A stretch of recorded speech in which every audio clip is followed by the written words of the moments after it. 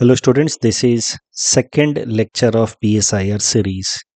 पहले लेक्चर में हमने सिलेबस डिस्कस किया था और मोटे मोटे कुछ पॉलिटिकल साइंस से रिलेटेड कॉन्सेप्ट्स देखे थे।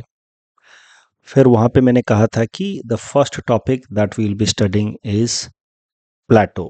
प्लेटो के थॉट्स के बारे में हम लोग देखेंगे।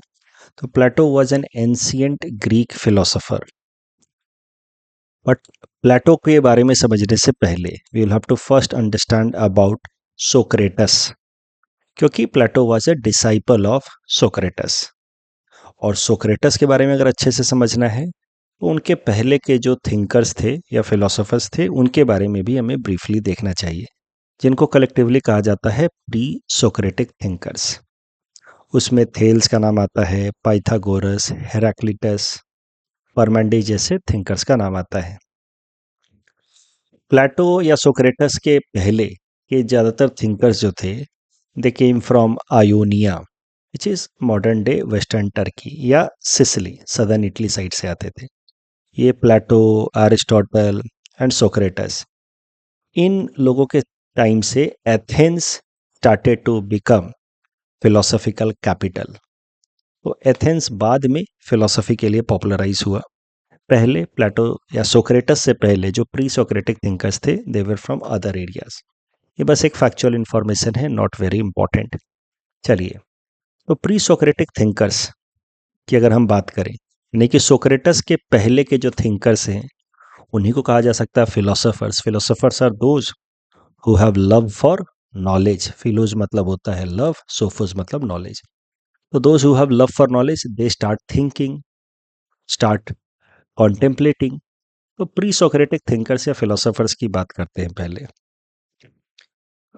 सोक्रेटस के पहले के जो थिंकर्स हैं उनको मेनली दो कैटेगरी में डिवाइड किया जाता है, नेचुरलिस्टिक एंड स्पिरिचुअलिस्टिक। पहले नेचुरलिस्टिक थिंकर्स के बारे में बात करते हैं। नेचुरलिस्टिक थिंकर्स वो थे जो मानते थे कि दुनिया मैटर से बनी है और वो जानना चाहते थे कि आखिर दुनिया किस मैटर से बनी है, what is the constituent of the world जिसमें हम हैं। तो थिंकर्स होंगे, कोई भी इंसान जब सोचना शुरू करेगा तो वो यही जानना चाहेगा कि हम हैं क्या, हम किस चीज से बने हैं। तो जो अर्लीस्ट थिंकर्स थे, सोक्रेटस के पहले के थिंकर्स, उनको दो कैटेगरी में डिवाइड किया गया, naturalistic and spiritualistic. Naturalistic thinkers का मानना था कि we are made up of everything around us including us are made up of matter and they wanted to understand कि जो यूनिवर्स या कॉस्मोस है वो किस मैटर से बना है। इसीलिए naturalist thinkers are also sometimes known as materialist. Naturalist thinkers की कुछ बात की जाए तो उसमें थेल्स का नाम आता है। Thales is regarded as first philosopher of western world. Thales ने बहुत सोच समझ करके फिर कंक्लूड किया कि the world is made up of water. उन्होंने देखा होगा कि अगर किसी भी चीज़ को गर्म किया जाए तो अल्टीमेटली वो लिक्विड फॉर्म में कन्वर्ट हो जाती है। तो थेल्स को लगा कि पूरी दुनिया including us, we are made up of water. फिर दूसरे इस तरीके के नेचुरलिस्टिक मटेरियलिस्टिक थिंकर थे एनाक्सिमेनिस। उनके हिसाब से the Cosmos is made up of air. एक और इस तरीके के नेचुरलिस्टिक थिंकर थे हेराक्लिटस। हेराक्लिटस बिलीव कि world is made up of fire, that is the fundamental element. क्योंकि फायर के अंदर कुछ भी डालो तो वो फायर उसको इनगल्फ कर जाता है।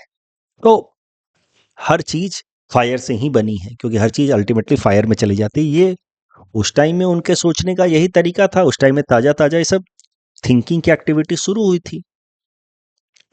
हेराक्लिटस ने एक और बात कही थी कि जिस तरीके से फायर हर मोमेंट बदलता रहता है, नई नई उसमें लपटें आती रहती हैं, पूरी दुनिया भी फायर से ही बनी है, तो that means the world also keeps on changing. Change is the essence of reality. Reality मतलब दुनिया, तो दुनिया का एसेंस है चेंज, बदलाव। उसी कॉन्टेक्स्ट में हेराक्लिटस ने कहा था, you can not step in the same river twice. No man ever steps on the same river twice, for it's not the same man and it's not the same river. हम लोग हर moment हम खुद भी बदल रहे हैं। तो जब आपने ये वीडियो सुनना शुरू किया और जब आप ये वीडियो सुन करके आगे कोई और काम करेंगे, तब तक आप एक बदले हुए इंसान हो जाएंगे। You will be a changed person after completing this video. वैसे ही हर एक चीज हमारे आसपास में जो है, it is in flux, it is continuously changing. वो दिखता नहीं है। आप किसी के साथ रहते हैं तो आपको नहीं दिखता कि वो बूढ़ा हो रहा है, क्योंकि आप रोज उसको देख रहे हैं। तो जो चेंज इज इम्परसेप्टिबल। लेकिन कोई दूसरा इंसान उससे 2-3 साल बाद दिखेगा देखेगा तो उसको समझ आ जाता है कि ये काफी बदल चुका है। तो हम हर मोमेंट बदल रहे होते हैं। यही कहा हेराक्लिटस ने कि the world in which we live is in flux, continuously changing, including us. तो ये सब कुछ अर्लीस्ट थिंकर्स हैं, नेचुरलिस्टिक या मटेरियलिस्टिक थिंकर्स। नेचुरलिस्टिक या मटेरियलिस्टिक थिंकर्स से थोड़ा अलग सोचने वाले थिंकर्स आए प्री सोक्रेटिक एरा में। उनको कहा गया स्पिरिचुअलिस्टिक थिंकर्स। इनका मानना था कि ये जो दुनिया है, जो हमारे आसपास में दिख रही है, ये असल में मैटर से नहीं बनी है। It is made up of idea. Idea, reason, mind, spirit, ये सबको एक ही टर्म की तरह मान के चल सकते हैं, सिनोनिमस मान के चल सकते हैं। तो दे बिलीव्ड कि द वर्ल्ड की जो एसेंस है, ultimate reality is not matter. जैसे ये थोड़ा डीप सोचने वाले थिंकर्स थे मटेरियलिस्टिक थिंकर्स के तुलना में। ये थोड़ा सा डीप सोचने वाले थे। तो इनको सोच करके एहसास हुआ कि हम में और किसी ऑब्जेक्ट में, हम में और एक पत्थर में अंतर तो है ही। हमारे अंदर सोचने समझने की ताकत है, हमारे अंदर इमोशंस आते हैं, और वो इमोशंस किसी मैटर में नहीं आ सकते। Those emotions must be in something else. उसको नाम दिया गया रीजन, स्पिरिट, आत्मा कहिए, माइंड कहिए, जो कहना कहिए। So they started thinking in that direction. तो इसी कारण से इनको स्पिरिचुअलिस्टिक थिंकर्स कहा गया कि अल्टीमेट आइडिया जो है वो मैटर नहीं है, अल्टीमेट रियलिटी जो है वो मैटर नहीं है। मैटर तो बदलता रहता है। ये कैसे हो सकता है अल्टीमेट रियलिटी? जो आपके सामने पेन है वो कल टूट जाएगा, फिर वो नॉर्मल प्लास्टिक हो जाएगा, उस प्लास्टिक को पिघला करके फिर कुछ और बनाया जा सकता है। तो matter keeps on changing, so that can not be ultimate reality. Ultimate reality is spirit, mind, reason. ये थोड़ा डीप सोचने वाले थिंकर्स थे। इस कैटेगरी में रखा जाता है पाइथागोरस को। ये वही पाइथागोरस हैं जिन्होंने पाइथागोरस थ्योरम दिया था। तो he was a mathematician. Pythagoras का मानना था कि जो पूरी दुनिया है, यूनिवर्स, ये एक मैथमेटिकल फॉर्मूले के हिसाब से बनी है। उस मैथमेटिकल फॉर्मूला को अगर हमने समझ लिया तो हम दुनिया को समझ सकते हैं। तो उनके हिसाब से द वर्ल्ड का जो एसेंस है, कोर है, जो अल्टीमेट रियलिटी है, वो मैटर नहीं है, उसके पीछे का आइडिया है। जैसे कोई बिल्डिंग बनी हुई आप देखते हैं तो आपको लगता है बिल्डिंग तो ईंट पत्थरों से बना है। लेकिन अगर आप ध्यान से सोचेंगे तो आपको समझ आएगा कि ये ईंट पत्थरों को एक साथ जोड़ने से पहले किसी ने उसका कॉन्सेप्ट मन में सोचा होगा। पहले दिमाग में सोचा होगा कि ऐसी बिल्डिंग बनाएंगे, बुर्ज खलीफा बनाएंगे इतने फ्लोर का। तो आइडिया पहले आया होगा। तो आइडिया के हिसाब से फिर किसी ने पेपर पे स्ट्रक्चर बनाया, फिर उसको रियल वर्ल्ड में बनाना शुरू किया गया। तो the ultimate reality is idea. The idea was there and then matter came later on. तो अल्टीमेट थिंग इज आइडिया। ऐसे ही पाइथागोरस का मानना था कि पूरी दुनिया एक फॉर्मूले के हिसाब से बनी है, मैथमेटिकल फॉर्मूले के हिसाब से, और वही है अल्टीमेट रियलिटी। तो इसी कारण से इन तरह के थिंकर्स को कहा गया आइडियलिस्ट या स्पिरिचुअलिस्ट। पाइथागोरस ये भी मानते थे कि दुनिया में मैटर तो है ही, but matter is less real, ultimate reality is idea. Matter के अलावा सोल भी है, हम सब के अंदर एक आत्मा भी है। ये आत्मा का कॉन्सेप्ट बहुत नया था वेस्टर्न सोसाइटी में। इंडियन सोसाइटी में आत्मा का कॉन्सेप्ट बहुत पहले से प्रीडोमिनेंट था, लेकिन वेस्टर्न सोसाइटी में आत्मा का कॉन्सेप्ट आप कह सकते हैं लाने वाला, मानने वाला पाइथागोरस पहला फिलोसोफर होगा। ऐसा भी कुछ लोगों का कहना है कि पाइथागोरस या तो खुद भारत आए थे या भारत के कुछ थिंकर से कहीं उनकी मुलाकात हुई थी, क्योंकि he was the first philosopher of the west who believed that soul never dies. जो भागवत गीता में कहा गया है कि शरीर तो वस्त्र मात्र है, आत्मा अजर अमर है, वो वस्त्र बदलते रहती है। तो उन्होंने भी ऐसी ही कुछ बातें मानी कि soul never dies, it only changes bodies. तो ट्रांसमाइग्रेशन में भरोसा रखते थे। उनका ये भी मानना था कि हर एक सोल के पास हर एक ज्ञान पहले से है।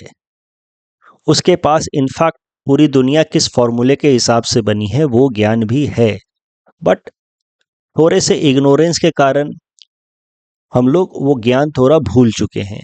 हर एक इंसान के अंदर मैथमेटिकल नॉलेज पहले से है। तो इसके लिए पाइथागोरस ने क्या किया कि एक स्लेव को बुलाया और स्लेव से ही डिस्कशन करते करते पाइथागोरस थ्योरम प्रूव करवा दिया कि अच्छा ये ट्रायंगल ऐसा है तो वैसा होगा कि नहीं, मतलब a square plus B square is equal to C square. वो पाइथागोरस ने एक स्लेव से ही प्रूव करवा दिया, उसको थोड़ा हेल्प कर करके। तो इसके बाद पाइथागोरस ने ये कंक्लूड किया कि स्लेव के अंदर ये पाइथागोरस थ्योरम का नॉलेज ऑलरेडी था, मैंने बस उसकी हेल्प की है उस नॉलेज को समझने के लिए, उस नॉलेज को लेकर के और ज़्यादा कॉन्शियस होने के लिए। वैसे ही पाइथागोरस का मानना था कि पूरी दुनिया जिस फॉर्मूले से बनी है वो फॉर्मूला भी हमारे सोल को पता है, जो अजर अमर है। इट्स जस्ट दैट दुनिया में हम आए हैं, उस सोल के ऊपर ये बॉडी है, उस बॉडी और सोल के कारण बॉडी के जो सोल के ऊपर चिपक चुका है, the soul, that is the reason why is under some kind of bondage. और इस कारण से we are not able to realise our exact knowledge. अगर हम एफर्ट लगाएं, लॉजिक लगाएं, रीजनिंग करें तो धीरे धीरे हम हर एक नॉलेज को खुद ही अटेन कर सकते हैं विथ हेल्प ऑफ लॉजिक। तो स्पिरिचुअलिस्टिक थिंकर्स हैं, थोड़ा सा कॉम्प्लेक्स तो होंगे ही। मैं सिंप्लीफाई कर दूं, पाइथागोरस मानते थे कि पूरी दुनिया एक फॉर्मूले पे बनी है। पाइथागोरस सोल में भी मानते थे। उनका मानना था कि सोल के अंदर ऑलरेडी सारा ज्ञान है और बस दुनिया के अंदर हम आए हैं तो बॉन्डेज में है एक तरीके से, और इस कारण से हमारे ज्ञान के ऊपर थोड़ा सा एक लिमिटेशंस आ गया। जैसे किसी ग्लास के ऊपर धूल जमा हो जाती है, उस धूल को हम हटाते रहेंगे, ग्लास के दूसरे साइड में हमें ज़्यादा दिखना शुरू हो जाएगा। तो वैसे ही सोल को सारा ज्ञान है, अगर हम धीरे धीरे उस ग्लास के ऊपर पड़ी हुई धूल, ग्लास यहाँ पे सोल है, उसके ऊपर जो धूल है वो इग्नोरेंस है, उस इग्नोरेंस को हटाएंगे through our reasoning, so we will become more and more conscious about every knowledge. And कोशिश करके रीजनिंग के through we can even attain the knowledge of the ultimate formula, जिसकी मदद से ये पूरी पूरी यूनिवर्स बनी है। तो इस तरह की बातें कुछ पाइथागोरस मानते थे। ये स्पिरिचुअलिस्टिक या आइडियलिस्टिक थिंकर्स में दूसरा इंपॉर्टेंट नाम है परमेंडिस का। परमेंडिस ही गेव थ्योरी ऑफ परमानेंस। ये थ्योरी ऑफ परमानेंस क्या है, ये थोड़ा सा समझते हैं। देखिए, परमेंडिस ऐसे थिंकर थे जो जानना चाहते थे कि आखिर ये दुनिया किस चीज से बनी है। और मटेरियलिस्ट लोग तो मानते थे या नेचुरलिस्ट लोग मानते थे कि ये मैटर से बनी है, बट ऑफ कोर्स आइडियलिस्ट या स्पिरिचुअलिस्ट मानते हैं कि दुनिया आइडिया से बनी है। तो परमेंडिस ने बहुत कुछ थिंकिंग करने के बाद, कंटेम्पलेशन करने के बाद, परमेंडिस ने कंक्लूड किया कि ये दुनिया एक अल्टीमेट आइडिया से बनी है, बट वही आइडिया अलग अलग शेप लेता रहता है और इस कारण से हमें आसपास में चीज़ें, मटेरियल चीज़ें दिखती हैं। जैसे ये पेपर आप देख रहे हैं, एक ही पेपर है बट वही पेपर अलग अलग फॉर्म लेता रहता है। वैसे ही हमारे आसपास में दुनिया देखती है, जो लोग जन्म होता है, मरते हैं, कहीं बिल्डिंग बन रही है फिर तोड़ी जाती है, कहीं पे नदी है फिर वहाँ पे फ्लड आ जाता है, कभी अर्थक्वेक आता है। ये सब कुछ अल्टीमेटली एक आइडिया है, अल्टीमेट आइडिया, और वही आइडिया अलग अलग शेप लेता रहता है। तो परमेंडिस एग्जैक्टली वही बात कह रहे हैं जो भारत के अंदर वेदांत फिलॉसफी में कहा गया है, ब्रह्म सत्यम जगत मिथ्या। जगत यानी कि मटेरियल वर्ल्ड जो हमारे आसपास में दिख रहा है वो अल्टीमेट रियलिटी नहीं है, अल्टीमेट रियलिटी ब्रह्म है, जो अल्टीमेट आइडिया है असल में। तो वैसा ही कुछ मानते थे परमेंडिस कि there is an ultimate idea which is permanent, वो चेंज नहीं हो रहा। That ultimate idea can be called God also, it can be called something else, that is permanent. वही यूनिवर्स का एसेंस है और वो आइडिया अपना बस शेप बदल रहा है। कुछ और कुछ और कुछ और होता जा रहा है। तो इस आइडिया को कहा गया थ्योरी ऑफ परमानेंस, कि there is one permanent thing. है तो ये अल्टीमेट पेपर ही, बस ये अपना फॉर्म बदल रहा है, हमें लग रहा है कि अलग अलग है बट है तो एक ही। तो परमांडिस को माना गया कि Parmenides is directly challenging Heraclitus ideas कि वर्ल्ड इज चेंजिंग। परमांडिस कह रहे हैं कि दिख रहा है चेंज हो रहा है बट अल्टीमेटली है तो वही। ठीक वैसे ही जैसे दिख रहा है कि हर मोमेंट चेंज हो रहा है बट है तो ये अल्टीमेटली वो पेपर ही। तो that is why Parmenides gave his theory of permanence, which is considered as a counter to Heraclitus' idea of change, कि the world is in continuous flux. परमांडिस का मानना था कि पूरी दुनिया इस अल्टीमेट रियलिटी से बनी है। उसको ऑन्टोलॉजिकल एस्पेक्ट कहा जाता है। मैं बहुत ज़्यादा टर्म्स यहाँ देना नहीं चाहता, but ontological aspect of universe का मतलब आखिर यूनिवर्स का एसेंस किस चीज से यूनिवर्स बना है। तो परमांडिस के हिसाब से the ontological aspect is an ultimate idea या गॉड जिससे यूनिवर्स बना है। और उस अल्टीमेट आइडिया या गॉड को हम लोग एक्सपीरियंस करके, देख करके नहीं समझ सकते, क्योंकि एक्सपीरियंस करने से तो हमको मटेरियल वर्ल्ड दिखता है। हम लोग उस अल्टीमेट आइडिया को, और मटेरियल वर्ल्ड हमेशा चेंज हो रहा है, तो एक्सपीरियंस करके तो हम नहीं समझ सकते कि व्हाट इज अल्टीमेट रियलिटी। इंसान जन्म लेते हैं, मरते हैं, नदियां हैं, पहाड़ हैं, इनको देख करके तो हम कभी भी नहीं समझ पाएंगे अल्टीमेट रियलिटी। इनसे थोड़ा ऊपर उठना होगा, आंखें बंद करके रीजनिंग अगर हम करेंगे तो हमें समझ आ जाएगा कि सब एक ही है। जैसे बस समझने के लिए मैं आपको बता रहा हूं कि एक ग्लास जार के अंदर आप पानी रखा हुआ है, उसमें कुछ मछलियां भी हैं, कुछ और भी अलग अलग कलर के लिक्विड आप डाल दो, ब्लू, ग्रीन, येलो, और बाद में आप जार को सेक करते रहो तो जार के अंदर का कलर बदलता हुआ दिखेगा बार बार, राइट। आपको लगेगा कि वो बदल रहा है, कभी कोई मछली दिखेगी, कभी दूसरी दिखेगी, कभी कुछ दिखेगी, कभी नहीं दिखेगी, if you are shaking the jar. But है तो अल्टीमेटली वो एक ही चीज, वो जार है, उसके अंदर सारे कॉन्स्टिट्यूएंट एक ही है, बस वो बदलते हुए दिख रहे हैं। And this can be understood that this is ultimately one entity. वो आपको देख करके नहीं समझ में आएगा, आपको रीजनिंग से समझ आएगा। तो ऐसे कुछ बातें कर रहे हैं Parmenides. These are known as spiritualistic thinkers. अब ये हो गए सोक्रेटस से पहले वाले thinkers, naturalistic and spiritualistic thinkers. लेकिन इसके बाद आए नेक्स्ट सेट ऑफ थिंकर्स जिनको कहा जाता है ह्यूमनिस्ट थिंकर्स। ह्यूमनिस्ट थिंकर्स ने पहली बात ये डिसाइड की कि हमें इसमें कम इंटरेस्ट है कि दुनिया किससे बनी है, मैटर से बनी है कि स्पिरिट से बनी है। ह्यूमनिस्ट थिंकर्स का मेन कंसर्न था कि ह्यूमन को कैसा जीवन बिताना चाहिए, what should be the way of life for a human so that we can call that it is a good life. So humanist thinker का जो राइज हुआ इन प्री सोक्रेटिक एरा, उसको कहा जाता है humanistic turn in Greek thought, which led to rise of a new branch in philosophy जिसको कहा गया है एथिक्स। तो समझेंगे एथिक्स इसको क्यों कहा जाता है, वो अगले पेज पे समझेंगे।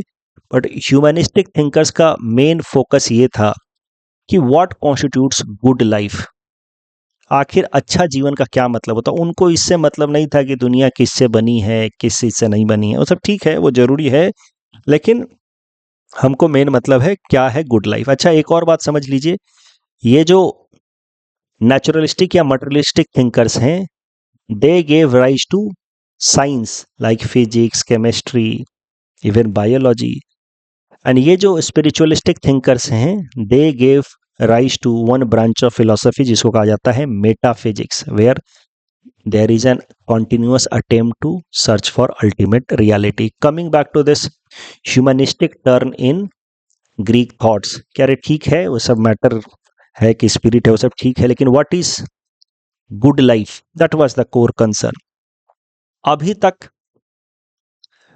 व्हाट इज गुड लाइफ का जवाब रिलीजन से दिया जाता रहा था, जो भी रिलीजन उस टाइम के थे उनके बेसिस पे जवाब दिया जाता रहता था। बट ग्रीक फिलोसोफर्स रिजेक्टेड, उस टाइम के जो नए ह्यूमनिस्ट थिंकर्स थे, they rejected religion as mythology और डॉगमा।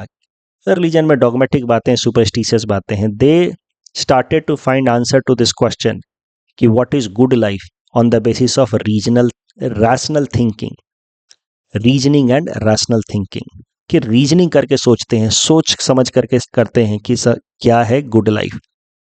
अब who were the humanist thinkers? तो one of the earliest humanist thinkers are known as सोफिस्ट्स।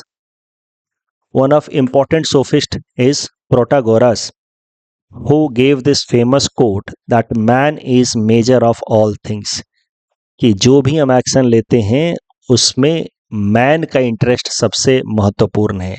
कोई भी काम फायदे का है या नुकसान का है, वो इसी बेसिस पे तय होगा कि उससे इंसान को फायदा हुआ ओवरऑल या नुकसान। तो प्रोटागोरस का ये जो कोट है ये कहीं ना कहीं humanistic turn in Greek thoughts को रिफ्लेक्ट करता है। Protagoras was one of the group of thinkers who collectively they are known as sophists. Sophists के कई सारे आइडियाज को बाद में चैलेंज किया नेक्स्ट थिंकर, जिनको कहा जाता है Socrates. Socrates is also considered as a humanist thinker who mainly emphasized on the question what constitutes a good life. Just like sophists, he had similar concern, that is what constitutes good life. But Socrates ने जो बातें कही हैं वो sophist के opposite हैं। Sophist जिस तरीके के एक्शंस को या जिस तरह के लाइफ को गुड लाइफ कहते हैं, सोक्रेटस उसको बिल्कुल अपोज करते हैं। And Socrates is actually considered as true humanist philosopher. Socrates ने जो बातें कही हैं उसके बाद फिलॉसफी को एक नया डायमेंशन मिला है। एक बार एथिक्स की चूंकि यहाँ बात हुई है कि humanist thinkers led to rise of a new branch in philosophy जो कहा जाता है एथिक्स, तो जरा देखते हैं कि फिलॉसफी मतलब जो एक डिसिप्लिन है, एरिया ऑफ स्टडी है जिसमें अल्टीमेट रियलिटी को ढूंढने की कोशिश की जाती है, इसके क्या तीन मेन ब्रांचेज माने जाते हैं। तो फिलॉसफी एज ए सब्जेक्ट के तीन मेन ब्रांचेज माने जाते हैं। पहला होता है epistemology, also known as theory of knowledge. इसके अंतर्गत ये ढूंढने की कोशिश की जाती है कि आखिर नॉलेज है क्या और वो बनती कैसे है। तो इसमें दो सेट ऑफ थिंकर्स हैं। राशनलिस्ट, इनका मानना है कि नॉलेज रीजनिंग से बनती है। जैसे पाइथागोरस कहता था कि नॉलेज दुनिया में ऑब्जर्वेशन से नहीं बनेगी, नॉलेज बनेगी रीजनिंग से, क्योंकि अल्टीमेट नॉलेज जो वो होती है जो कभी ना बदले। दुनिया को देख करके हम नॉलेज बनाएंगे, वो दुनिया की मटेरियलिस्टिक चीजें तो बदल जाती हैं। तो ultimate knowledge is in maths, A square plus B square equal to C square, that is ultimate knowledge, that will never change. Next set of thinkers होते हैं एम्पिरिसिस्ट थिंकर्स। उनका मानना है कि नॉलेज कम्स थ्रू एक्सपीरियंस, दुनिया को देखते हैं तो उससे सीखते हैं और समझते हैं। Empiricist thinkers led to rise of science, तो दुनिया को देखते हैं, ऑब्जर्व करते, उसके बेसिस पे एक थ्योरी देते हैं, नॉलेज बनाते हैं। तो कुछ सेट ऑफ थिंकर्स का मानना है कि knowledge starts with reasoning, other believes knowledge starts with experience. और ये डिबेट चलती रही। फिर एक जर्मन थिंकर है, फिलोसोफर है, 18th सेंचुरी में बाद में आएंगे, इमानुअल कांट। उन्होंने कहा कि देखिए कोई से भी नॉलेज हो, it starts with experience and then it gets completed with reasoning. जैसे अगर पाइथागोरस थ्योरम का भी नॉलेज बनाना है तो पहले आपको एक ट्राइंगल देखना तो होगा, राइट एंगल ट्राइंगल को एक्सपीरियंस तो करना होगा, फिर रीजनिंग लगाने के बाद आप कंक्लूड कर सकते हैं a square plus B square equal to C square. तो इमानुअल कांट की ये बातें आज के टाइम में सबसे ज़्यादा मानी जाती हैं कि knowledge starts with experience and then it get concluded and consolidated with reasoning. The second branch of philosophy is known as metaphysics. Metaphysics means search of ultimate reality. जो ये कर रहे थे ह्यूमनिस्ट थिंकर्स के पहले के लोग कर रहे थे, मटेरियलिस्टिक, बट मटेरियलिस्टिक थिंकर्स थोड़े से साइंटिस्ट जैसे हो गए। रियल मेटाफिजिशियंस हुए ये स्पिरिचुअलिस्टिक या idealist thinkers, who are looking for the ultimate reality beyond this material world. तो इनको कहा जाता है metaphysicians. Metaphysicians, one of the earliest metaphysicians can be considered as Heraclitus and Parmenides and Pythagoras. और तीसरा ब्रांच होता है फिलोसफी का, उसको कहा जाता है एथिक्स। एथिक्स के अंदर दो ही मेन कंसर्न है कि what is purpose of our life, आखिर हमारे जीवन का उद्देश्य क्या है और उस उद्देश्य को हम हासिल कैसे करें। हमारे जीवन का कोई उद्देश्य है भी कि नहीं, कि हमारा जीवन बस ऐसे ही जैसे एक चींटी का जन्म हुआ, जीवन भर स्ट्रगल करते रही सर्वाइव करने के लिए, किसी के पांव के नीचे आई और खत्म हो गई। क्या इंसानों का भी जीवन वैसा ही है या उसमें कुछ पर्पस है? अगर वो पर्पस है तो वो क्या है? अब इन दोनों प्रश्नों का ट्रेडिशनली जवाब रिलीजन में दिया जाता रहा है। हिंदुइज्म कहेगा जीवन का मकसद है मोक्ष, बुद्धिज्म कहेगा निर्वाण, क्रिश्चियनिटी कहेगा हेवन। तीनों मिला जुला कर काफी सिमिलर बातें हैं, बट रिलीजन इन प्रश्नों का जवाब देता रहा है मकसद क्या हमारे जीवन का। बट जब फिलोसॉफिकल तरीके से रीजनिंग करके इन प्रश्नों का जवाब देने की कोशिश की गई तो फिर that led to rise of a new branch in philosophy जिसको कहा गया एथिक्स। और यही कारण है कि हम लोग कह रहे हैं कि ये जो ह्यूमनिस्ट थिंकर्स हैं they led to rise of new branch in philosophy जिसको कहा जाता है ethics. Search for good life, या दूसरे शब्दों में कहें तो search for purpose of life. अगर आपको जीवन का पर्पस समझ आ गया और अगर आपने उस पर्पस को अचीव कर लिया तो you will attain good life. तो एक बार फिर से आते हैं सोफिस्ट पे। जैसा कि मैंने आपको कहा कि ह्यूमनिस्ट टर्न में अर्लीस्ट थिंकर्स वेयर सोफिस्ट्स, और फिर उनको क्रिटिसाइज करते हुए next set of humanist thinkers आए सोक्रेटस। तो सोफिस्ट की अगर बात की जाए तो sophist word come from sophia which actually means knowledge और विजडम। सोफिस्ट जो हैं वो थोड़े से मटेरियलिस्टिक टाइप थिंकर्स थे। सो दे बिलीव्ड कि since world is made up of matter and that is why the purpose of our life should be to fulfill our material needs। यानी कि सरल भाषा में कहें तो सोफिस्ट लोगों ने कहा कि हमारे जीवन का मकसद है ज्यादा से ज्यादा पैसा कमाना और पावर एब्जॉर्ब करना। That is the source of good life. Good life के लिए ग्रीक वर्ल्ड में, ग्रीक सोसाइटी में एक टर्म यूज किया जाता रहा है यूडेमोनिया। यूडेमोनिया मतलब गुड लाइफ, पर्पसफुल लाइफ या वर्चुअस लाइफ। तो सोफिस्ट लोगों ने कहा कि the ultimate purpose of life is to have money and power. Sophist लोग जो हैं वो थोड़ा इनसे इंस्पायर्ड थे, ये मटेरियलिस्टिक या नेचुरलिस्टिक थिंकर से इंस्पायर्ड थे। तो इनका मानना था दुनिया मैटर से बनी है, तो मैटर को ही ज्यादा से ज्यादा हासिल करना, matter in the form of money and power को हासिल करना हमारा जीवन का मकसद होना चाहिए। They rejected any kind of higher idea like God या अल्टीमेट आइडिया, ब्रह्म, सत्य, जगत मिथ्या, ऐसी चीजों में नहीं मानते थे। ये सोफिस्ट वेस्टर्न सोसाइटी में और भारत में कभी हम पढ़ेंगे चारवाक, उनके सोचने का तरीका बिल्कुल एक ही था। भैया क्या है भगवान आत्मा वो सब नहीं है, जो है सो है कि भाई पैसा चाहिए, पावर चाहिए, बात खत्म। दुनिया इसी चीज की बनी है। इंपॉर्टेंट प्रोमिनेंट सोफिस्ट फिलोसोफर्स की बात की जाए तो गॉर्जियस। गॉर्जियस का मानना था कि इंसान की सोचने समझने की ताकत काफी लिमिटेड है, ह्यूमन रीजनिंग लिमिटेशंस हैं। इस कारण से अगर गॉड है भी, अल्टीमेट आइडिया है भी, तो हम उसको कभी समझ नहीं पाएंगे। तो गॉर्जियस ने गॉड है या कोई अल्टीमेट ट्रुथ है या सुपीरियर रियलिटी है या नहीं है, उसको लेकर के कोई जवाब नहीं दिया। उसने कहा कि हम इसका जवाब कभी पा ही नहीं सकते, सिर्फ मैं नहीं कोई भी नहीं पा सकता, ऐसा कहा गॉर्जियस ने। That led to a new branch in philosophical thinking जिसको कहा जाता है स्केप्टिसिज्म। स्केप्टिसिज्म मतलब everything can be doubted because our ability to think beyond a particular limit is restricted. So there is no possibility of knowing the ultimate reality, and when you cannot know anything then better not think about it। इसका मतलब हर आदमी अपने अपने perspective से सोचे, क्योंकि ultimate universal reality क्या है वो तो हम जान सकते नहीं है, क्योंकि उतनी हमारी लिमिटेशन, उतनी हमारी एबिलिटी नहीं है।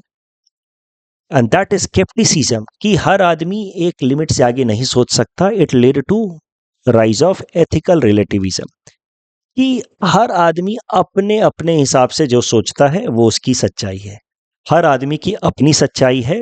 There is no ultimate reality, ethical relativism. तो इन प्रश्नों का जवाब गॉर्जियस कहता है कि खुद ढूंढो यार ultimate purpose of life, think from your own perspective because there is no possibility of answering this question in universal and absolute manner because we all have some limitations। तो skepticism led to rise of ethical relativism। सब सही है, तुमको लगता है कि जीवन में सिर्फ पार्टी करनी चाहिए, एंजॉय करना चाहिए, तो तुम्हारे हिसाब से सही है, वो तुम्हारा सत्य है। किसी और को लगता है कि नहीं हमें शांति से जीवन बताना चाहिए, शुद्ध जीवन करना चाहिए, योगा करना चाहिए, मेडिटेशन करना चाहिए, तो वो उसका सच्चाई है। और क्या अल्टीमेट रियलिटी वो कहना संभव नहीं। सो गॉर्जियस ने एक प्लेटफॉर्म ले डाउन किया ऑफ एथिकल रिलेटिविज्म का। एथिकल रिलेटिविज्म मतलब हर आदमी अपने अपने हिसाब से सही है, कुछ भी अल्टीमेट सही है, अल्टीमेट गलत नहीं है। गॉर्जियस ने एक और इंपॉर्टेंट इनिशिएटिव लाए for sophist, that is rhetoric. बोले देखिए, जब आपका मेन मकसद है पावर एंड मनी, वैसे गॉर्जियस ने कहा कि हर आदमी का अपना अपना अप्रोच हो सकता है जीवन का, बट फ्रॉम मटेरियलिस्टिक पर्सपेक्टिव देखा जाए तो मेन मकसद है मनी एंड पावर को ग्रैब करना, यही होना चाहिए। और उसके लिए आपके पास एबिलिटी होनी चाहिए अपने आर्ग्यूमेंट्स को फ्रेम करने का, इसी को कहा गया है रेटोरिक। तो all the sophist philosophers have emphasised on rhetoric. Rhetoric means art of persuasion to attain the goal of money and power. कुछ लोगों को आप देखते हैं वो कितने अच्छे से बात करते हैं, वो इतने अच्छे से बात करते हैं कि वो सामने वाले को कन्विंस कर लेते हैं और अपना काम करवा लेते हैं, तो कहा जाएगा कि उनके पास पावर ऑफ रेटोरिक्स है। तो सोफिस्ट थिंकर्स भी रेटोरिक के पावर पे एम्फेसाइज करते थे कि फोकस ऑन रेटोरिक्स, उसको बिल्ड करने पे काम कीजिए और फिर अपने लिए अपने इंटरेस्ट को फुलफिल कीजिए मनी और पावर को ग्रैब करने का। देखिए रेटोरिक्स का इंपॉर्टेंस समझिए। ये जो सोफिस्ट लोग थे इनके बारे में थोड़ा और समझते हैं। देखिए सोफिस्ट का लिटरल मीनिंग होता है टीचर्स। सोफी जो है मेनली एथेंस सोसाइटी में थे। एथेंस के अंदर इकोनॉमिक इनइक्वालिटी बहुत ज्यादा थी। कुछ लोग बहुत रिच थे, बहुत सारे लोग बहुत गरीब थे। जो रिच लोग थे उनको वोटिंग राइट्स भी था, और डेमोक्रेसी एक तरीके की प्रैक्टिस होती थी एथेंस में, बट डेमोक्रेसी में जिनको वोटिंग राइट्स था उनके लिए कंडीशन थी कि उनके पास अपनी कुछ प्रॉपर्टी होनी चाहिए एंड ऑल। तो rich people had were economically of course well being, उनके पास पॉलिटिकल राइट्स भी थे। अब इन रिच लोग जो हैं ये लोग टीचर्स भी रखते थे, क्योंकि एथेंस समाज में पब्लिक टीचिंग का कॉन्सेप्ट नहीं था, सरकारी टीचिंग का कॉन्सेप्ट नहीं था, तो प्राइवेट लर्निंग ही था। तो these rich people hired teachers also, और ये टीचर्स बेसिकली थे सोफिस्ट। और इन सोफिस्ट का काम था कि ये जो रिच क्लास के लोग हैं उसमें जो यूथ हैं उनको टीच करें। टीच करने में ये बेसिकली उनको सिखाते थे कि देखो तुम्हारा मकसद होना चाहिए पैसा और पावर को ग्रैब करना, और पैसा और पावर को ग्रैब करने के लिए तुमको बातें अच्छे से करनी आनी चाहिए, rhetorics. You need to have that art of persuasion.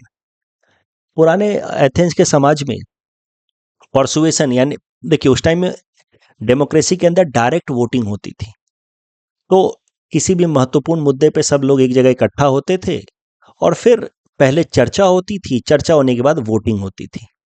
तो जिनके पास रेटोरिक्स बेहतर है, आर्ट ऑफ परसुएशन बेहतर था, वो अपनी बातें मनवा लेते थे और indirectly they were able to practice power. So उस टाइम में रेटोरिक्स का बड़ा महत्व था। जो जितना अच्छे से बात कर पाए, सोफिस्टिकेटेड तरीके से बात कर पाए, वो अपने हिसाब से कानून बनवा देता था। तो रिच एंड इन्फ्लुएंशियल लोग, उनके बच्चे सोफिस्ट से पढ़ते थे, एंड सोफिस्ट उनको सिखाते थे कि आपका काम है मनी एंड पावर को ग्रैब करना।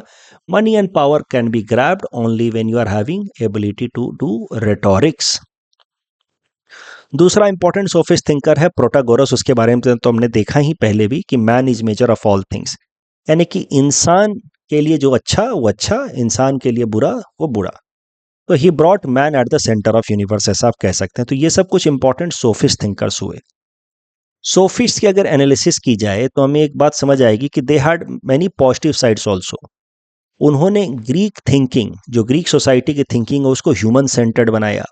They rejected mythologies. अदरवाइज पुराने जमाने में तो मतलब ह्यूमन के इंटरेस्ट से ज्यादा डिवाइन इंटरेस्ट पे फोकस रहता था। उस टाइम में भी थोड़ा बहुत ह्यूमन सैक्रिफाइस एंड ऑल होता था। तो sophists brought human at the center of the universe. They emphasized on importance of reasoning, logic, importance of speech and rhetoric. They encouraged critical thinking. अच्छा, they encouraged relativism also कि भैया देखो कोई ultimate reality नहीं है, सबका अपना अपना सोचने का तरीका और सब अपने हिसाब से ठीक ही हैं। तो ये जो रिलेटिविज्म है in moral thinking, that promoted to some extent tolerance also in the society. लेकिन उसका एक नेगेटिव साइड भी आया सोफिस्ट लोगों का। सोफिस्ट लोग धीरे धीरे they started to gain bad reputation, क्योंकि वो लोग मेनली पढ़ाते किसके थे? रिच क्लास के लोगों को। दे चार्ज्ड मनी टू टीच। उनके ऊपर ये एलिगेशन लगना शुरू हुआ कि वो लोग ये नहीं पढ़ा रहे जो सच में उनको पढ़ाना चाहिए। वो चीजें पढ़ा रहे हैं जो उनको लगता है कि उनके स्टूडेंट्स सुनना चाहते हैं। Students were from rich and influential class. तो अपने स्टूडेंट्स को खुश करने के चक्कर में, अब अंबानी जी, बस इमेजिन कीजिए, अंबानी जी ने आपको टीचर रख दिया कि घर आकर के होम ट्यूशन देना है आपको उनके बच्चों को। होगा क्या कि आप अंबानी जी के बच्चों को खुश करने के चक्कर में वही सारी बातें बोलोगे जो वो सुनना चाहते हैं कि हाँ हाँ, जीवन में जितना पैसा कमाओ उतना अच्छा है, पैसा कमाना तो अच्छी बात है। तो ऐसा ही कुछ चार्ज इनके ऊपर लगने लगा कि they were not doing justice to their profession, that is teaching. A teacher should not say what his or her students want to hear. A teacher should say what his or her students must hear in order to have good life. उल्टा उन्होंने rhetorics के ऊपर ज्यादा emphasis किया। Rhetorics के ऊपर ज्यादा emphasis करने का क्या मतलब है कि तुम सच में अच्छा सोचते हो या नहीं सोचते वो कम इंपॉर्टेंट है। सामने वाले को कन्विंस करने की एबिलिटी अच्छी होनी चाहिए, जिससे तुम्हारा जो गोल है of having money and power वो अल्टीमेटली पूरा हो जाए। सो इस कारण से कहीं ना कहीं वो यूथ को एक नेगेटिव डायरेक्शन में लेकर के जा रहे थे कि लक्ष्य होना चाहिए तुम्हारा पैसा और पावर, लेकिन बातें ऐसी करो घुमा फिरा करके कि लोगों को कन्विंस कर दो कि वाह कितना अच्छा आदमी है। तो कहीं ना कहीं समाज को ये लोग गलत डायरेक्शन में ले जा रहे थे, यूथ को लोग मिसगाइड कर रहे थे। उनके अंदर के कैरेक्टर को बिल्ड करने के बजाय उनको ऊपर ऊपर से पॉलिश करने में लगे थे। ऐसा क्रिटिसिज्म होने लगा सोफिस्ट का।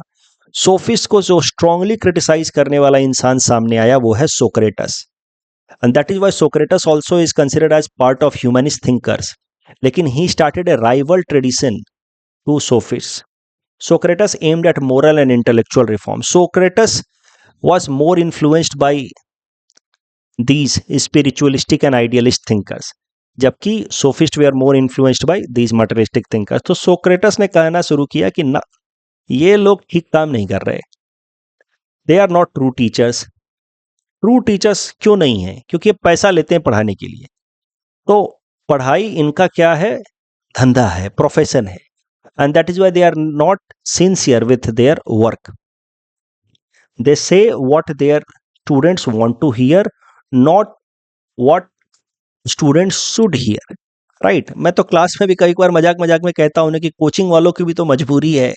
आपको एक लिमिट के आगे हम आपको सच्चाई बता नहीं सकते भाई। हार्ड वर्क करना होगा, सेल्फ एफर्ट्स डालने होंगे, लेकिन आप सच्चाई सुनना नहीं चाहते। तो हम भी क्या करें, हम भी मजबूर हैं। ठीक है, we are also ultimately teaching for money only, right. Coaching में भी ये समस्या है, कहीं पे भी, right. I come back to this discussion. तो सोफिस्ट्स का क्रिटिसिज्म करते हुए सोक्रेटस कहते हैं कि ये लोग मनी एंड पावर को ग्लोरीफाई इसलिए कर रहे हैं क्योंकि इनके स्टूडेंट्स मनी एंड पावर वाले फैमिली से आते हैं, इनको उसकी जय जयकार लगानी है। They are emphasising on rhetorics, they are not focusing on building the real character of the students, and that is why he blamed sophist for decline of Athens. हुआ क्या कि Athens was in war with Sparta, जो दूसरा एक city state था। लंबे war के बाद धीरे धीरे एथेंस हार रहा था, अल्टीमेटली एथेंस हार भी गया।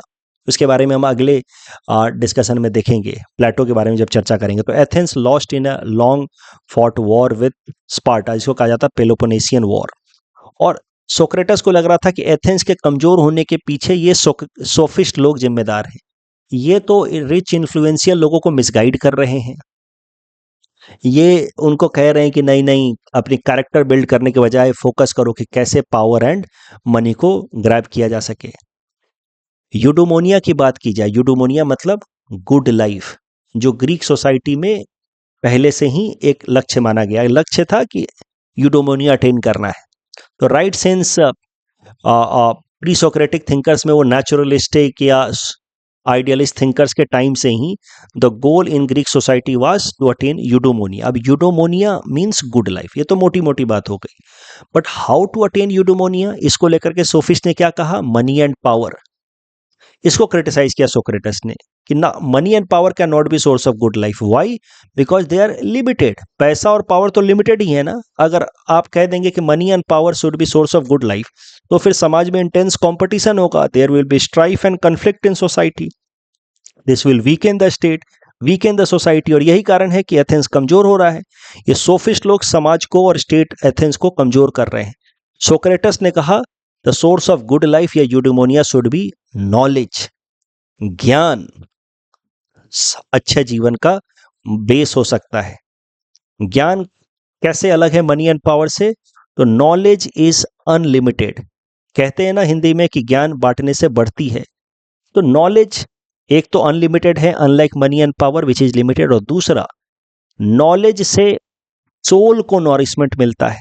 तो Socrates also believed in soul like Pythagoras. तो कहीं ना कहीं पाइथागोरस जो एक प्री सोक्रेटिक थिंकर था, उसका इन्फ्लुएंस सोक्रेटस पे था। Socrates also believed in soul, और सोक्रेटस का मानना था कि मनी एंड पावर से हम करप्ट होते हैं, सोल करप्ट होता है, जबकि नॉलेज की प्राप्ति से सोल जो है नॉरिश होता है, और जब सोल नॉरिश्ड होता है तो it leads to attainment of virtuous life, good life, जिसको कहा गया यूडोमोनिया। तो सोक्रेटस और सोफिस्ट में मेन क्या अंतर है? सोर्स ऑफ गुड लाइफ या यूडोमोनिया के लिए सोफिस्ट कहते हैं मनी एंड पावर, सोक्रेटस कहते हैं नॉलेज। ठीक है। अप्रोच, सोफिस्ट कहते हैं कि हमें रेटोरिक्स का अप्रोच लेना चाहिए, परसुएशन का अप्रोच लेना चाहिए for having money and power. Socrates कहते हैं कि नॉलेज के लिए we need to have dialogue and reasoning, जिसको कहा गया डायलेक्टिक्स। तो थोड़ा और समझते हैं कि सोक्रेटस ने क्या कहा है नॉलेज के बारे में, कैसे नॉलेज लाया जाए, कैसे गुड लाइफ को अटेन किया जाए।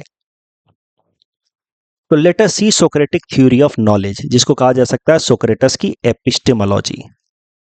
सोक्रेटस के हिसाब से true knowledge is not about facts और इंफॉर्मेशन।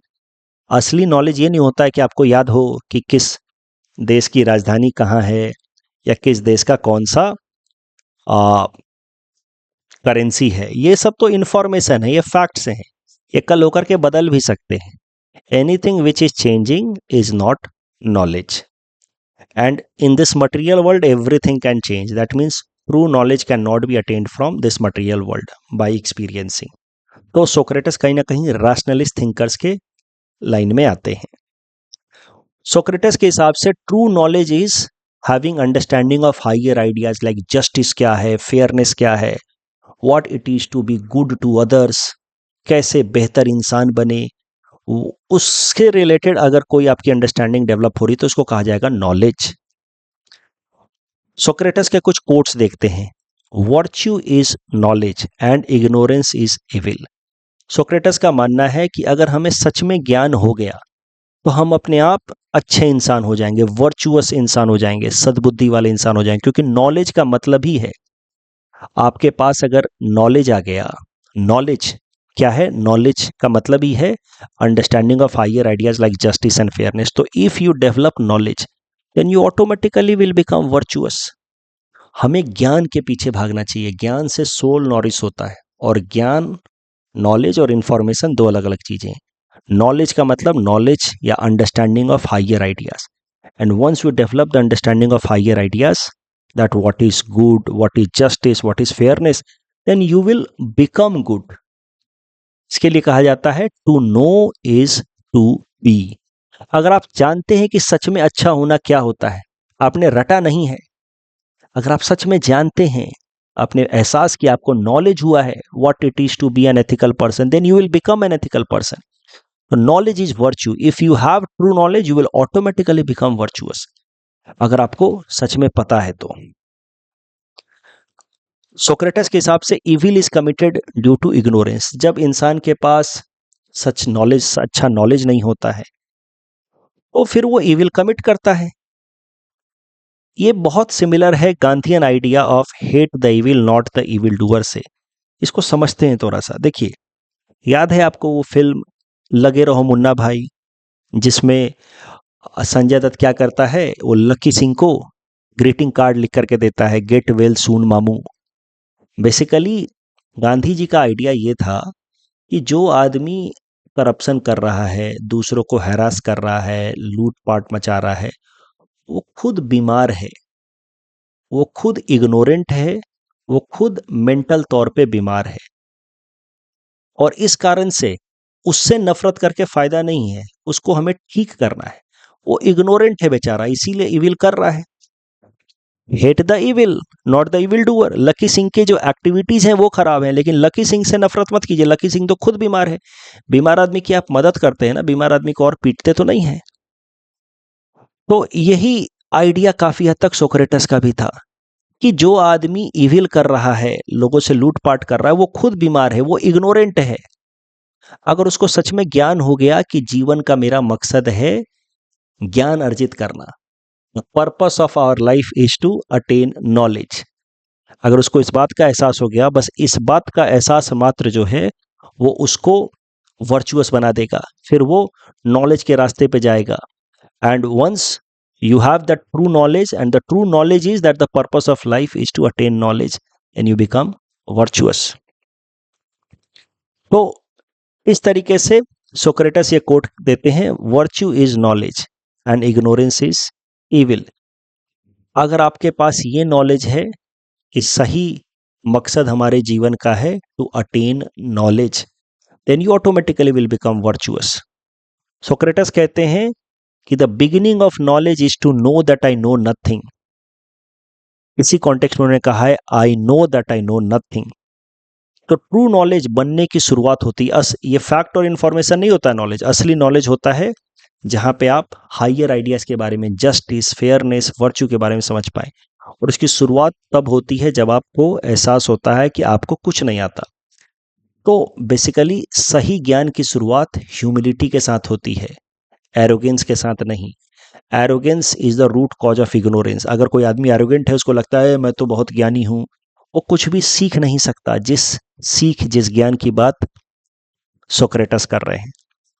तो arrogance is root cause of ignorance, it leads to evil. Intellectual humility होगी अगर आपके अंदर, तो ही आपको सही ज्ञान बनना शुरू होगा, and then you will have virtuous life. तो मैं एक बार सिंप्लीफाई कर दूं, सोक्रेटस के हिसाब से अच्छा जीवन मनी और पावर से नहीं आएगा, अच्छा जीवन आएगा नॉलेज से। और नॉलेज का मतलब फैक्ट से इंफॉर्मेशन नहीं होता है, नॉलेज का मतलब होता है understanding of some higher ideas, कि क्या होता है करेज, क्या होता है जस्टिस, क्या होता है फेयरनेस। और अगर आपको सच में नॉलेज आने लगा तो आप अपने आप वर्चुअस हो जाएंगे। Knowledge is virtue, virtue is knowledge. आपको बस इस मात्र बात का नॉलेज हो गया कि सही नॉलेज ही गुड लाइफ है, ये भी अपने आप एक नॉलेज है। इस मात्र ज्ञान से भी आप वर्च्यू के रास्ते पे चल पड़ेंगे, अच्छे इंसान बनने लगेंगे। इविल आदमी तब कमिट करता है जब वो इग्नोरेंट होता है, उसको ये तक नहीं पता कि उसके जीवन का मकसद आत्मा का नॉरिशमेंट है, ना कि पैसा और पावर। तब आदमी इविल कमिट करता है। वो आदमी खुद इग्नोरेंट है, वो तो खुद बीमार है। वो आदमी, इग्नोरेंस के पीछे का कारण है एरोगेंस। उसको एक तो पता नहीं है कि पैसा और पावर के पीछे भागने से सिर्फ उसको तकलीफ मिलने वाली है, ना वो जानना चाहता है। तो arrogance is the root cause of ignorance, and ignorance makes a person cause commit evil. Intellectual humility is the beginning of attainment of knowledge. आपके अंदर पहले ये ह्यूमिलिटी होनी चाहिए कि मैं एक बात जानता हूं कि मैं कुछ नहीं जानता कि क्या होता है जस्टिस, फेयरनेस, मैं उनको जानना चाहता हूं। That is the beginning in the direction of attainment of knowledge, and once you start attaining knowledge, then you start having virtuous life, जिसको कहा गया यूडोमोनिया। तो पाथ टू ट्रू नॉलेज। अब ट्रू नॉलेज की पहली सीढ़ी है ये जानना कि knowledge is the purpose of life. True knowledge की पहली सीढ़ी है, and knowledge is not information and fact. ये पहली बात। दूसरी सीढ़ी है ये जानना कि आई नो नथिंग। अभी मेरे पास कुछ ज्ञान नहीं है, अब मैं कोशिश करूंगा धीरे धीरे नॉलेज को अचीव करने की और अपने सोल को नॉरिश करने की, और फिर शुरू होगा नॉलेज अर्जित करने की यात्रा, पाथ टू ट्रू नॉलेज। और सोक्रेटस इसके लिए एक रास्ता देते हैं, इसको कहा जाता है elenchus. Elenchus literally means cleaning the glass या रिमूविंग फॉल्स आइडियाज। तो एलेंकस इज अ मेथड जिसमें इंसान अपने आइडियाज को क्रॉस क्वेश्चन करता है, फिर अपने जो फॉल्स बिलीफ्स हैं उसको रिमूव करते करते करते करते हायर नॉलेज तक पहुंचता है। तो सोक्रेटस कहते हैं कि हमें अपने आइडियाज को क्वेश्चन करना, क्रॉस एग्जामिन करना बहुत जरूरी है। इसी से क्या होता है कि हम अपने बिलीफ्स जो सब्जेक्टिव है उसको धीरे धीरे फिल्टर करते करते करते करते we start moving towards knowledge which is ultimate reality. तो सोक्रेटस ने रास्ता दिया एलेंकस का, और उसके लिए वो कहते हैं कि हमें elenchus means cross questioning of our beliefs. इससे क्या है कि हमारे जो फॉल्स बिलीव्स हैं वो धीरे धीरे रिमूव होने लगते हैं and we start getting the true knowledge.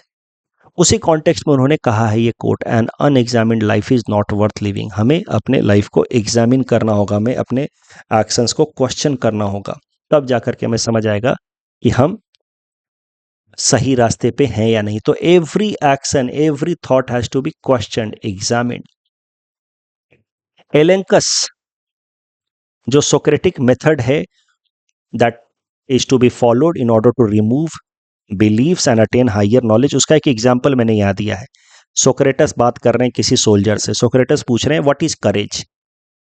Soldier कहता है courage is standing firm in the battle. फिर सोक्रेटस कहते हैं अच्छा, what if the soldier stands firm foolishly, और टैंक के ऊपर मतलब बॉम्ब के ऊपर खड़ा है और एकदम जो जो खरोश से खड़ा है कि दुश्मन को मार देंगे, खुद बम के ऊपर खड़ा है, जैसे पाँव उठाएगा फट जाएगा, तो क्या इसको करेज कहेंगे?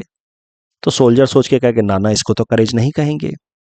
फिर ऐसे डिस्कशन कर करके जो लोअर बिलीफ्स हैं जिसको लेकर के हम रिजिड हो जाते हैं, वही रिजिडिटी है एरोगेंस, उसको धीरे धीरे हटाना है। और फिर उससे क्या होगा कि we arrive at higher ideas which is closer to the ultimate knowledge. तो ये सब डिस्कशन कर करके सोक्रेटस अंत में सोल्जर के साथ चर्चा करके यहां तक पहुंचे कि courage is not mere bravery या standing firm in the battle, it is rather, bravery तो है ही प्लस वाइज इंड्योरेंस, वहीं तक झगड़ा, वहीं तक टिके रहना है जहां तक टिके रहना समझदारी है, उसके आगे नहीं।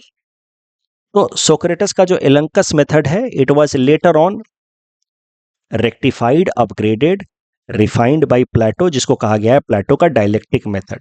तो सोक्रेटस का एलेंकस मेथड को कहा जा सकता है सीड, और बाद में हम देखेंगे प्लेटो का dialectic method, it is considered as plant which emerged out of that seed. अब देखते हैं डेथ ऑफ सोक्रेटस कैसे हुई। You see, Socrates was known as philosopher of agoras. Agoras मतलब अब पब्लिक प्लेस जहाँ पे लोग इकट्ठा होते हैं, अलग अलग मुद्दों पे चर्चा होती है, डिबेट होती है। जैसे आज के टाइम में हमारी चाय की टपरी होती है जहाँ लोग इकट्ठा होते हैं, अलग अलग मुद्दों पे चर्चा होती है, पब्लिक डिस्कशन, डिबेट की इस बार इनको वोट देंगे, ऐसा इसको वोट नहीं देंगे, ये पार्टी अच्छी है। इंटरनेशनल रिलेशंस पे चर्चा होती है कि अमेरिका ऐसा कर रहा है। तो कुछ होते हैं ना चौराहे, उनको कहा जाता था एंशिएंट ग्रीक सोसाइटी में agoras. And Socrates was known as philosopher of agora because he did not had a formal school. ना वो पढ़ाने के लिए पैसे लेता था, ना उसका अपना कोई इंस्टीट्यूशन था। वो ऐसे ही पब्लिक प्लेस पे लोगों से बातचीत करता रहता था और उनके साथ बातचीत करते हुए ज्ञान शेयर करता रहता था। सो आप कह सकते हैं कि turn public square into a classroom. Agoras को उसने क्लासरूम में कन्वर्ट कर दिया, सिटीजन्स को स्टूडेंट्स में कन्वर्ट कर दिया, और धीरे धीरे started making people, converting common people, poor citizens into thinking being. आम जनता जो दबी कुचली जनता थी, क्योंकि मैंने आपको बताया एथेंस सोसाइटी में इनइक्वालिटी बहुत थी, तो जो दबी कुचली जनता थी उनको सोचने समझने की ताकत देने लगा, उनको एबिलिटी देने लगा कि वो क्वेश्चन करें द रूलिंग क्लास को। जो रिच क्लास हैं, जो वोट वगैरह करते हैं लेकिन और पावर अपने हाथ में है रखते हैं, उनके एक्शंस को क्वेश्चन करना शुरू कर दिया इन्होंने। They started troubling the ruling and wealthy class, उनसे वाजिब सवाल पूछ करके। आज भी सरकारें नहीं चाहती कि जनता एक लिमिट से ज्यादा सजग हो, क्योंकि फिर सवाल पूछेगी। सोक्रेटस ने यही करना शुरू कर दिया, जनता को थिंकिंग बीइंग बनाना शुरू कर दिया। इसीलिए Socrates called himself guide fly for the state. Guide fly मतलब होता है मक्खी या कोई ऐसी बी जो काटे तो बड़ा चुभता है। सोक्रेटस कहता था कि मैं हूं गैड फ्लाई फॉर द स्टेट, मैं स्टेट को चुभूंगा, मैं लोगों को थिंकिंग बीइंग में कन्वर्ट करूंगा। वो उनसे सवाल पूछेंगे जो स्टेट इजीली जवाब नहीं दे पाएगा। A corrupt state, wealthy and corrupt people will not be easily able to answer these things. तो इसी कारण से सोक्रेटिस के ऊपर जब उसने धीरे धीरे जनता को बहुत सोचने समझने वाला बनाना शुरू कर दिया, आम जनता को, रूलिंग क्लास घबरा गई। फिर सोक्रेटिस के खिलाफ एक केस लाया गया that he is corrupting the youth mind. वो आम जनता को भड़का रहा है स्टेट के खिलाफ। एक तरीके से ट्रीजन का केस लाया गया, देशद्रोही कर रहा है। And then he was executed, he was asked to drink hemlock poison and Socrates took that. Socrates ने कहा ठीक है, कोई बात नहीं। सोक्रेटिस को यह भी मौका दिया गया कि माफी मांग लो, बोल दो कि तुम गलती कर रहे हो, सोफिस्ट लोग की बातें जो हैं वो सही हैं। सोक्रेटिस सेड कि नो नो, मैं जानते हुए गलत बात कैसे मान लूं, जब मैंने ऑलरेडी अपने बिलीफ को फिल्टर करके हायर आइडियाज नॉलेज अटेन कर लिया है, तो अब मैं नॉलेज के अगेंस्ट नहीं जा सकता। Because once you have attained knowledge you have already become virtuous. अब उससे उल्टा जाना संभव ही नहीं। अगर आपको पता चल गया कि सही रास्ता क्या है, सच में रटा नहीं है आपने, ये नहीं कि एथिक्स के नोट्स बनाए हैं, खूब बढ़िया आंसर लिखते हैं लेकिन समझा नहीं है, वो अलग बात है। अगर समझ लिया है तब उससे कहाँ डेविएट हो सकते हैं आप। अगर आपको पता चल गया सच्चाई क्या है तो कैसे डेविएट हो सकते। सोक्रेटिस ने कहा कि मैं हेमलॉक पी लूंगा लेकिन मैं अपनी बातों से बदलूंगा नहीं। आई नो मैं सही बोल रहा हूँ। हमारा जीवन का मकसद पैसा पावर नहीं होना चाहिए, नॉलेज अर्जित करना चाहिए। नॉलेज हुई हायर आइडियाज़ के, हमें उसी रास्ते पे चलना चाहिए। मैं अपनी बातों से पलटूंगा नहीं। फिर उसको उनको he was made to drink hemlock poison and that is why he is sometimes known as first martyr of philosophy. So this is the story of teacher of Plato, Socrates. Socrates की thinking प्लेटो के जीवन पे बहुत influence रखती थी। And thou next video में हम लोग प्लेटो के बारे में डिस्कस करेंगे, सोक्रेटिस ने कहाँ कहाँ इन्फ्लुएंस किया और क्या है प्लेटो की फिलॉसफी। अभी के लिए इतना ही।